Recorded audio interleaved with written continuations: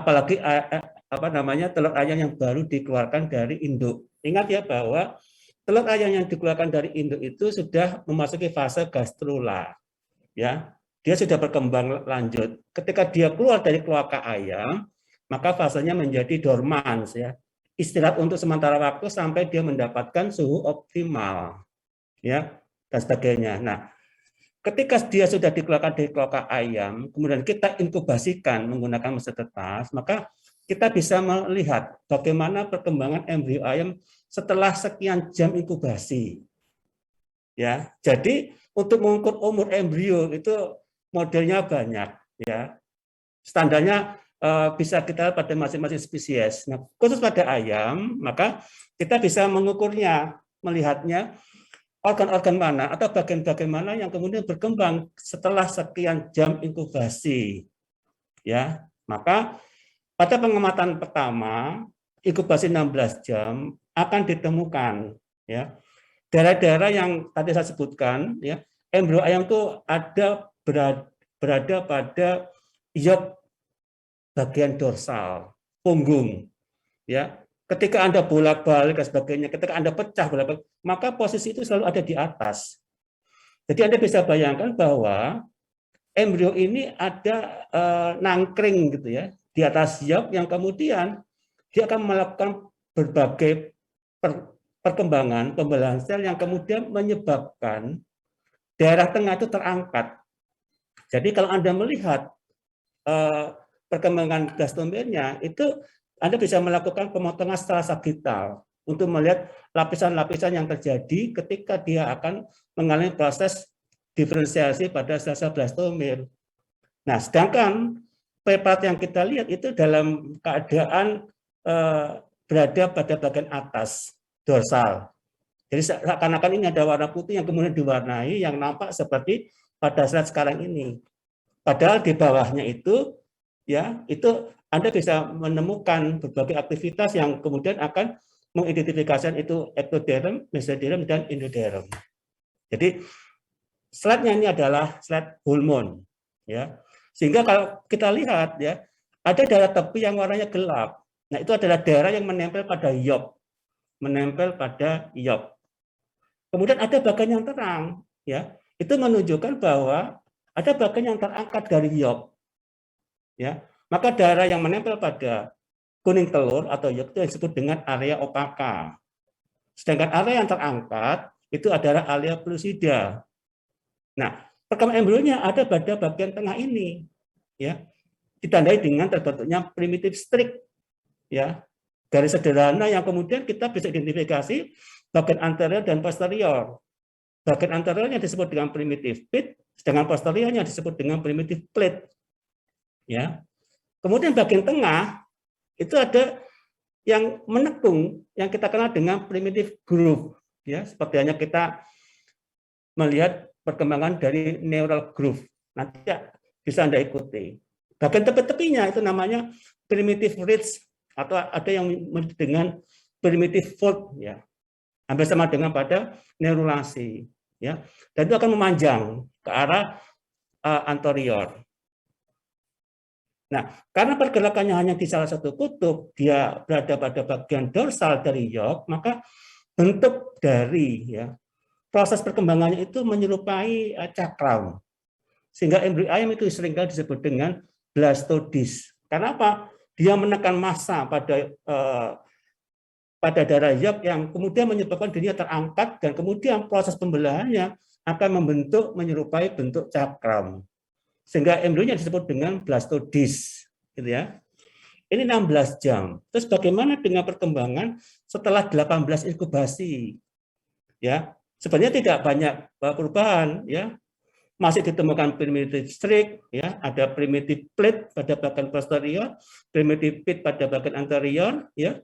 Masih bisa diidentifikasi adanya primitive groove, primitive ridge misalnya, masih ada area opaka, ada area pellucida. Tapi yang khas pada 18 jam inkubasi ini sudah dimulai terbentuknya Hansen's node sebagai bagian indikator dalam proses perkembangan susunan saraf pusat, termasuk diantaranya adalah proses perkembangan kepala. Terus bagaimana dengan inkubasi 20 jam. Ya. Ada yang menyebutnya dengan 21 jam. Ya. Ini sebenarnya proses akhir ya, yang nanti sebelumnya itu akan ditemukan adanya bakal yang menjadi kulit, menjadi otot, menjadi tulang yang kita kenal dengan somet yang berasal dari mesoderm. Ya. Pada inkubasi 20 jam, bentuk atau wujud yang tersisa dari proses inkubasi sebelumnya diantaranya adalah masih ditemukannya adalah primitive streak, ya, primitive plate pada bagian posterior, kemudian ada primitive ridge maupun primitive groove. Hansen note ini akan menunjukkan proses sebagai indikator perkembangan susunan saraf pusat, ya, ditandai dengan terbentuknya lempeng-lempeng neural yang disebut dengan neural plate, ya. Nanti prosesnya hampir sama dengan neurulasi pada kata yang kita praktikum kemarin. Nah, sedangkan pada bagian anterior itu proses perkembangan kepala sudah mulai spesifik, dia membentuk lipatan. Sebenarnya di balik lipatan itu ada semacam ruang, ya, yang disebut dengan subcephalic pocket, ya. Kemudian pada bagian anterior juga akan ditemukan bagian dari bentuk dari selaput ekstra embryonik, ya. Oke. Nah, kemudian pada inkubasi ke 22 jam, ya, yang khas dari inkubasi ini adalah di samping masih tersisanya ya pembentukan primitive streak, ya, primitive plate, ya, kemudian ada Hansen nodes.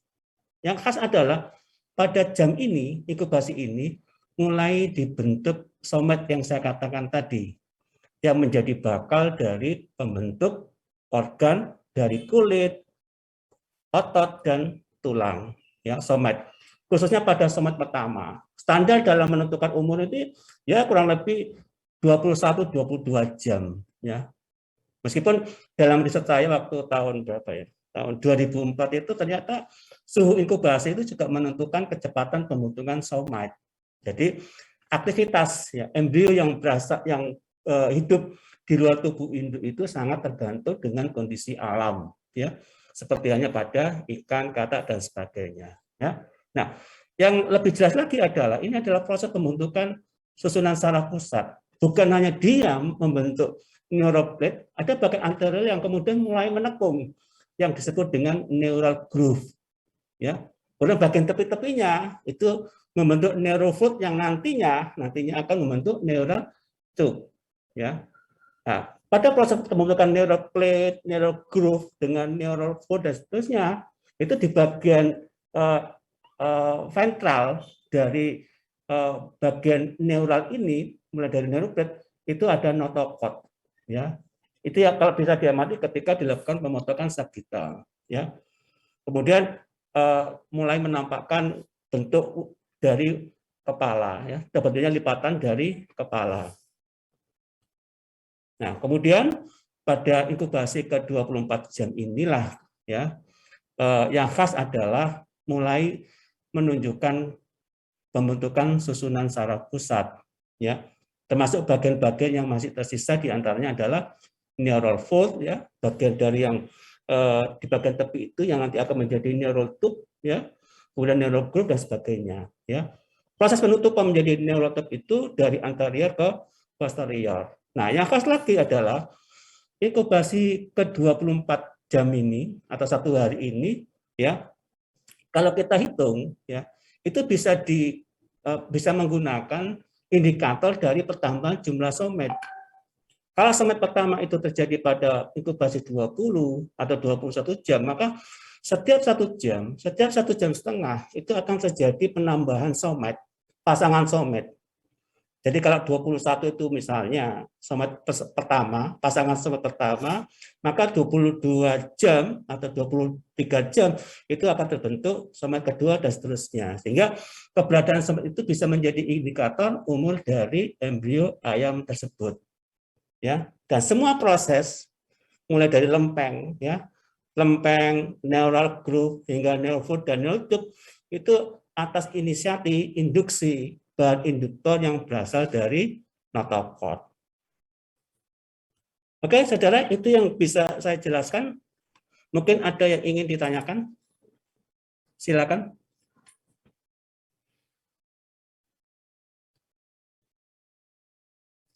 Cukup? Kalau cukup silakan Dek Jami mulai membreak out. Ya, baik dokter. Terima kasih banyak dokter untuk pemaparan materinya. Baik, setelah ini akan ada pembahasan